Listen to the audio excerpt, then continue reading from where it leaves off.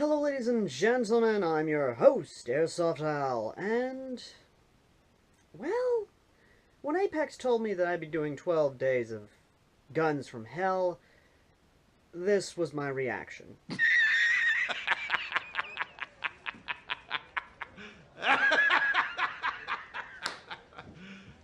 You serious? But when a first gun came out, or at least when he sent me the first gun, I really can't call it a bad gun. And, really, can you?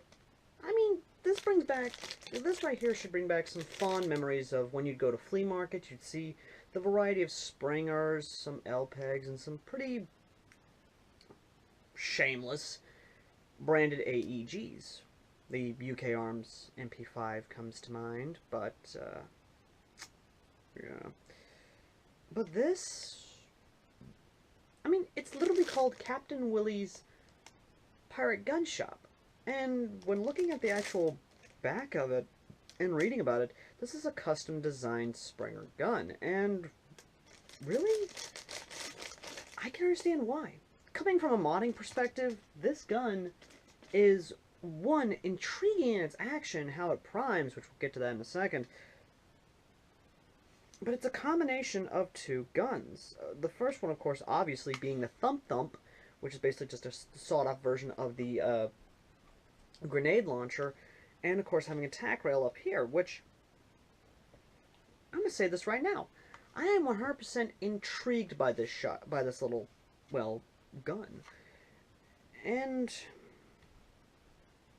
really, it's rather interesting. The sights, of course, well, let's face it, you're not going to be using the sights. It's going to be something of, it's on your plate carrier, it's cheap. Like, I'm not even joking, the price tag justifies it. It's around $2, if that, and it intrigues me so. It really does. And while, yes, it's all polymer, it is cheap polymer, yes, but it's all enclosed. There are no visible screws that I could see on this. All of this, from what I can gather, is solvent welded together, or at least heavily glued together. And, damn bug.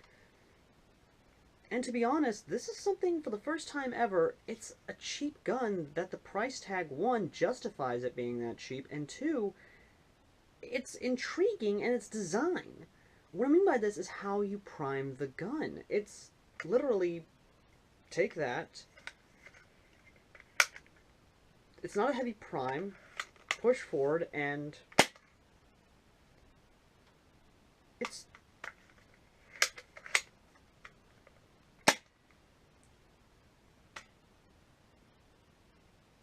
is this really a bad gun? Because the mechanical side of my brain is racking around as to how I can get inside this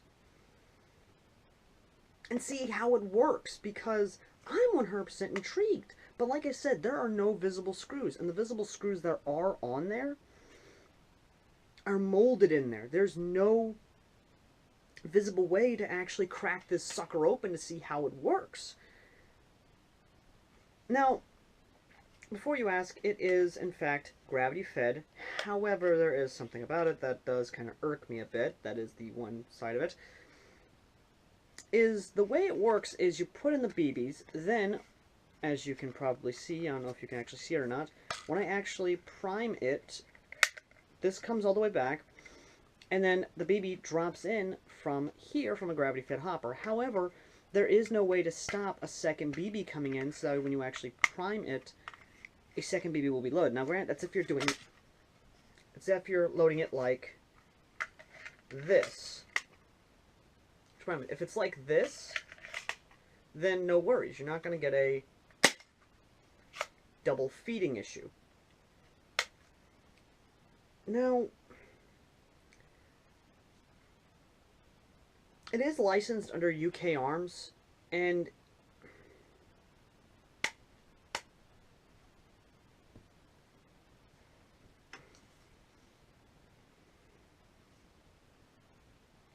there's literally no more I can say about the gun.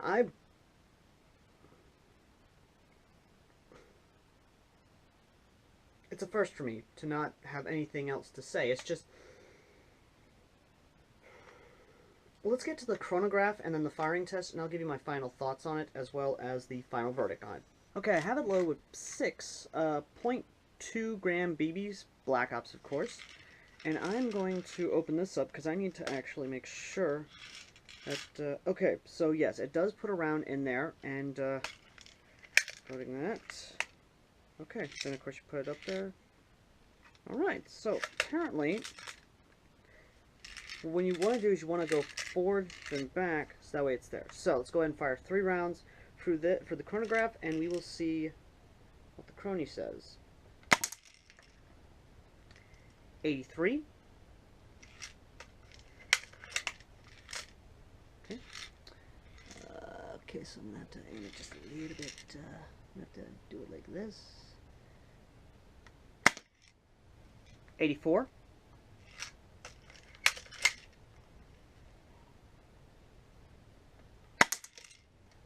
'83. And yes, you did hear that. Apparently, I need to have it a little bit lower next time. But either way. So, I'm getting a consistency of 83 to 84 FPS. Now, if we were to take that, now if we were using .12s, that would mean we are getting a consistent FPS, we would be getting a high FPS of around 100 or so. So, let's go ahead and take the last 3 rounds, take it at our zombie target, which, let's face it, I'm going to engage this at a pistol distance, which would be about 20 feet. So, yeah, let's see how she does there. Okay? Okay.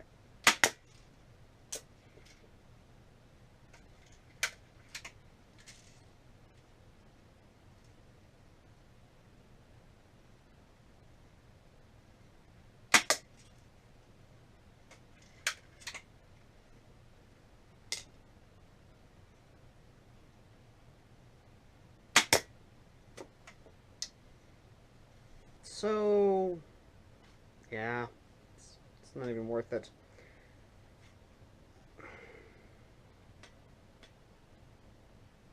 It's a 4. Now, understand this now, it's slightly below average. I mean, the only real thing I can say about this is that this was made because someone wanted something like this. They wanted to see if they could do it. And in my opinion, this is actually a really cool idea for Springer. The ability to have a bottom priming bar to actually do that is actually a really cool idea. Now, have this, instead of it being gravity fed, actually have it be a side magazine fed with the bottom priming bar here. Because let's face it, this kind of prime we've seen on a lot of pellet guns, and those have been good. Now, make the prime bar actually metal, make the internals somewhat metal, then you know what? You have yourself a cool idea. Or better yet, have it a air-powered, what have you. Well, you get what I'm saying. Look, it's a cool concept and a great design idea, but when put into practice in the wrong, cheap way like this, you're gonna get the results that we just saw. But it's an idea that could work if done correctly. And if someone has the ability to, or even the know-how to, then definitely, well, give this a try. Someone try and design something around this type of priming action. I would be interested to see what you can do. Anyway, thank you guys for watching. As always, I've been AirsoftAL. And you know what? That was actually a pretty interesting start to 12 Days of Hell. To 12 Guns of Hell. And you know what? Maybe the next one will be good. What the hell?